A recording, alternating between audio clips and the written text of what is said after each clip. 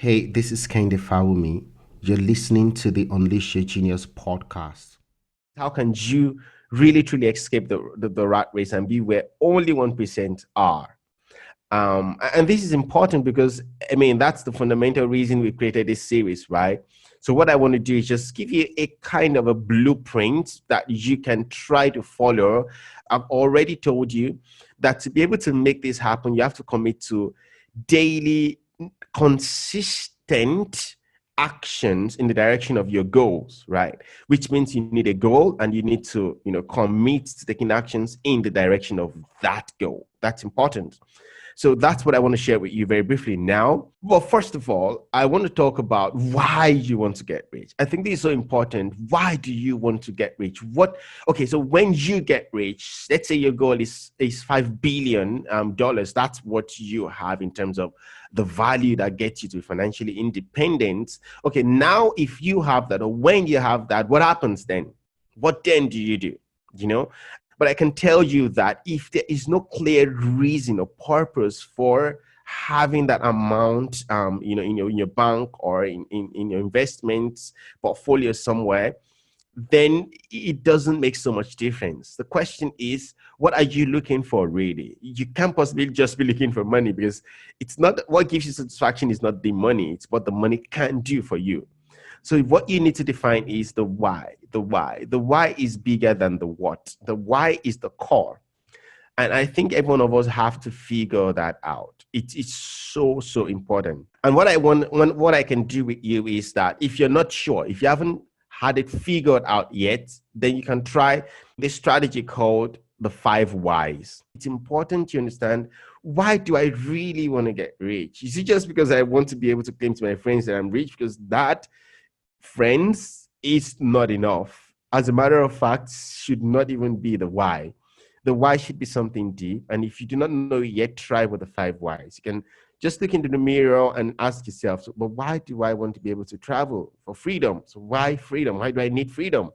Yeah, because I just, so answer that to yourself, and that will make a lot of difference. Another thing I want you to realize is that being rich is actually not about having more money. Being rich is a mental state. Have you wondered why the rich keeps getting richer and the poor keeps getting poorer? I tell you why. One, it's because, well, of course, the rich has a plan, but also because the rich has attained a level of mental state that makes them to continue to be rich. The richest people on earth, most of them, and I mean 95% of them, are spiritual. As a matter of fact, are very spiritual. That would challenge some of the church mindset that some of you would have, or mosque mindset, or I don't know what religion you have, because we've been taught to think that rich people of this world are not spiritual. But I put it to you that it's not possible for them to have been rich if they had not been spiritual. Forbes keeps, a very updated list of all the billionaires in the world. And in that list, I've gone through the stories or the routines of each and every one of them. And I can tell you that 95% of them has a morning and an evening routine of meditation. And of course, that's connecting to the spiritual aspect of them, to the deepest part of them. And I hope you know that everyone has a spirit, right? And that we're in a core being spiritual.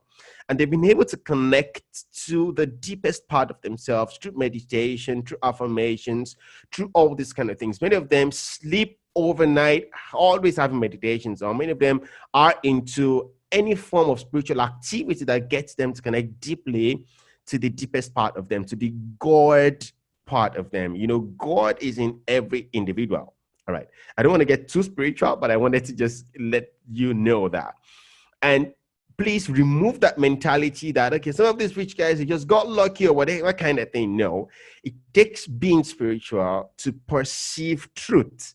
And it takes perception of truth to take the right decisions. And it takes right decisions to get you to make profit and to become rich.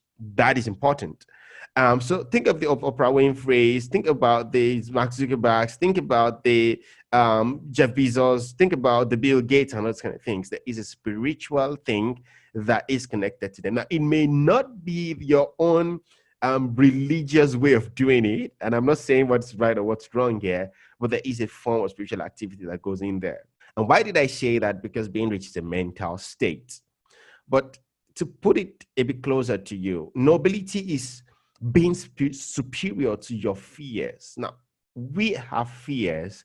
We are things that we're uncertain about. There are things that really you're not sure of. There are things that we question a lot about ourselves. If you want to be noble, I'm encouraging you to be noble, is that you have to be superior to your fears. You have to be superior to the things that are holding you back. True nobility is not being superior to another person. True nobility is being superior to your own fears. A lot of people approach me asking me to be their mentor, and they have all kind of names for it. But I find it hard to do that because I do not believe that you should only learn from one specific person. I think you should have perspectives from all kinds of people. Not one single person can tell you how to live your life. You are in the driver's seat, or you should take responsibility for your life. So I do not believe that you should have one mentor that you model your life, around. That would be absolutely jeopardizing your awesomeness, your genius, your uniqueness. Don't give that away to just one person telling you what to do. No one should ideally tell you what to do. You should decide for yourself what you should do with your life.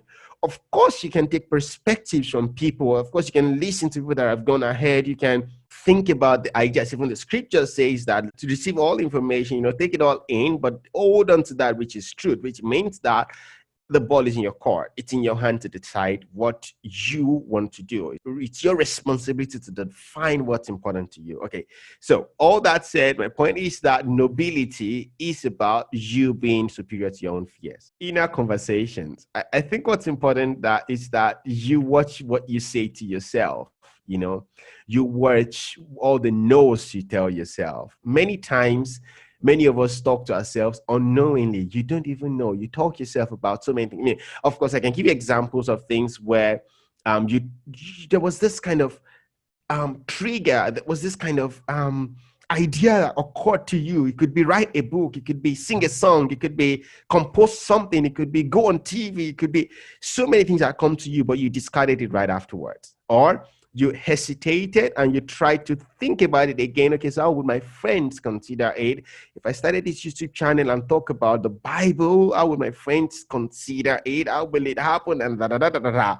And many of us are so afraid because we think other people would not accept the things that we have. So you need to watch your inner conversations. It's important that you, first of all, there's nothing you express that has not yet been impressed upon your heart. So everything that is expressed, that shows up in your outer world, has been settled in your inner world, which means that every thought, every speech, every word that you speak, every decision you make starts with a thought in your mind.